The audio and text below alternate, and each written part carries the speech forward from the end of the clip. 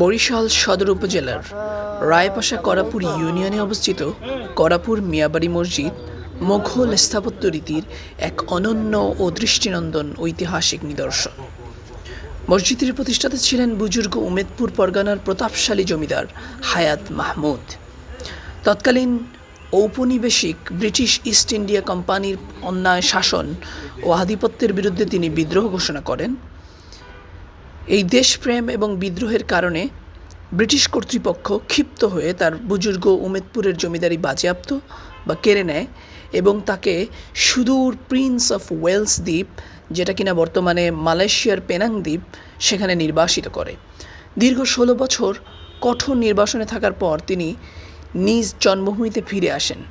দেশে ফেরার পরই মূলত তিনি পুরান ঢাকার কারতলব খান মসজিদের অনুকরণে দৃষ্টিনন্দন এই দোতলা মসজিদ এবং এর সামনে দুটি বিশাল দিঘি নির্মাণ করেন।